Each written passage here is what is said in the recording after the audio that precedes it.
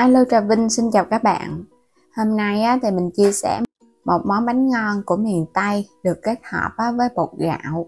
Bánh thì mềm mềm dai dai, có cái độ béo ngon từ nước cốt dừa, hòa cùng với cái vị mặn ngọt chua cay cay từ nước mắm, ăn rất là ngon luôn mà không hề bị ngán. Bây giờ thì mời các bạn mình cùng xem video nha. Đầu tiên thì mình dùng ở đây là 350g bột gạo nè, loại nào cũng được. Bên đây là 150g bột năng ha, hai loại mình dùng là nửa ký. Và 1 lít nước cốt dừa mình ép ra từ 500g dừa khô, 1 muỗng cà phê muối.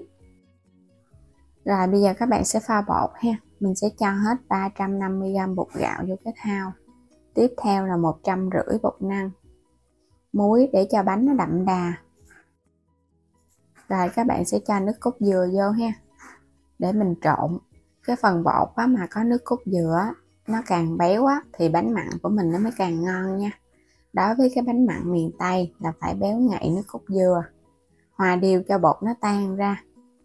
Phần bột của mình nó sẽ hơi lợn cợn chút. Mình dùng cái bột gạo lọc thì nó thơm hơn cái bột gạo mịn.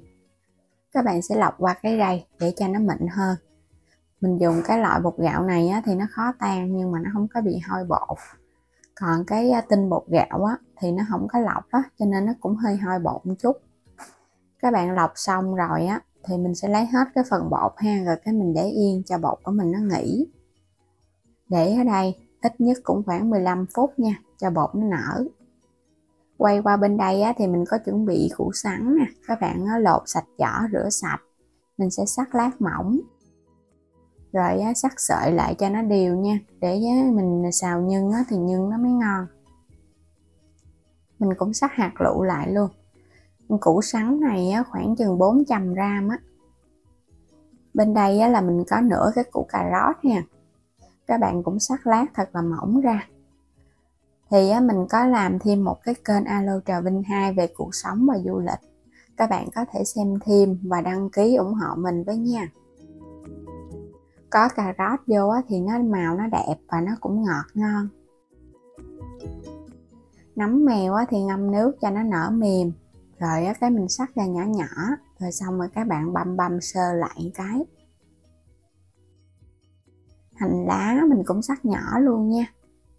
Nếu mà thích video của mình thì các bạn đăng ký ủng hộ mình nha.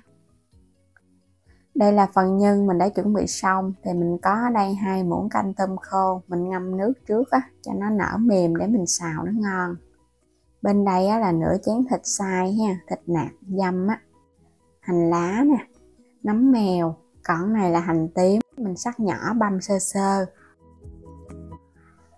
Khuấy bột cho nó đều lại ha.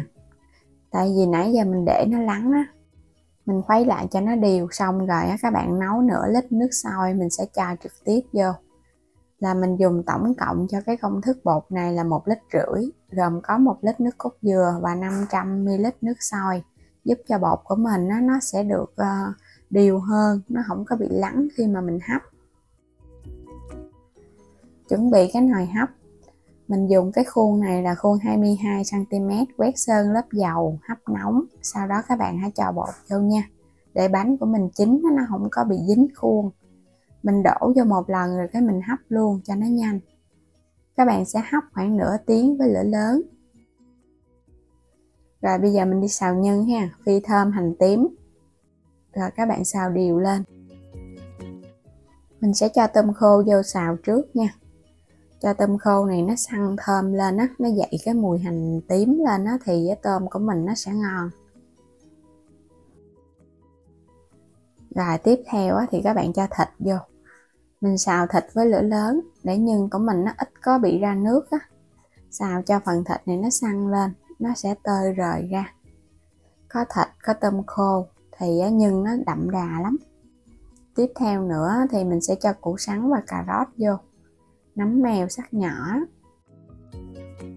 Cũng đảo đều lên. Nhưng mà các bạn thích cho nó chín mềm thì mình để lửa nhỏ mình xào một chút. Còn thích mà cho nó ăn nó hơi giòn giòn không có chín nhiều quá là nó sẽ giòn.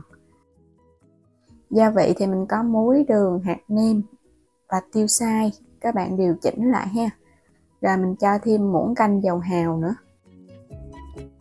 Cũng đảo thật là đều lên cho các nguyên liệu này nó hòa quyện vào trong phần nhân. Thì phần nhân của mình nó sẽ đậm đà. Các bạn xào chín xong thì mình cũng có thể nêm nếm lại một chút cho nó có cái vị mặn mặn ngọt ngọt vừa vừa thôi, đừng có quá đậm. Tại vì chút ăn mình còn chan thêm nước mắm á.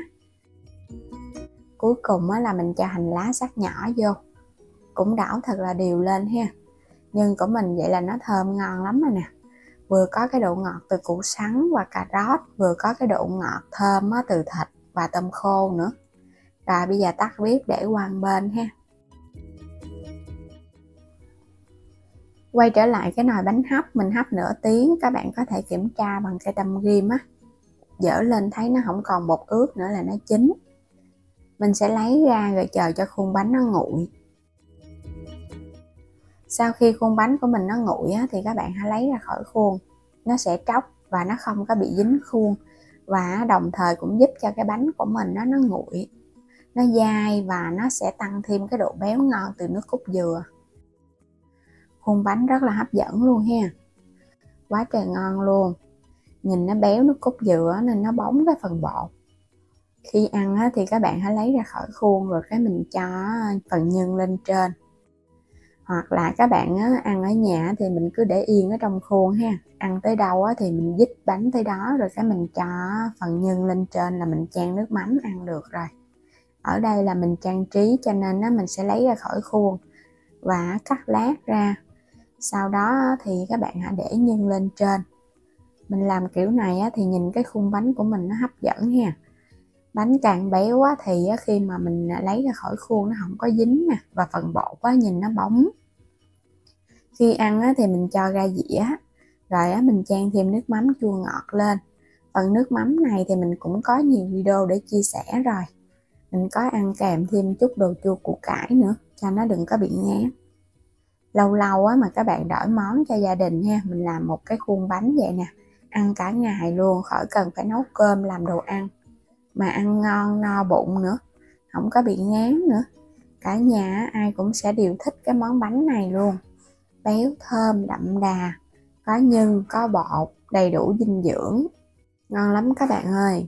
Béo nè, cái bánh mặn của mình nó có cái vị mặn mặn kết hợp với nhân nữa, nó giòn giòn và nó thơm, chan thêm nước mắm lên nữa nó không có bị ngán, ăn no luôn á. Bây giờ thì mình chúc các bạn ngon miệng ha. Mình xin cảm ơn các bạn đã theo dõi hết video của mình. Nếu như chưa đăng ký kênh thì bấm đăng ký kênh miễn phí ủng hộ kênh mình nha. Xin chào tạm biệt và hẹn gặp lại các bạn ở những video tiếp theo.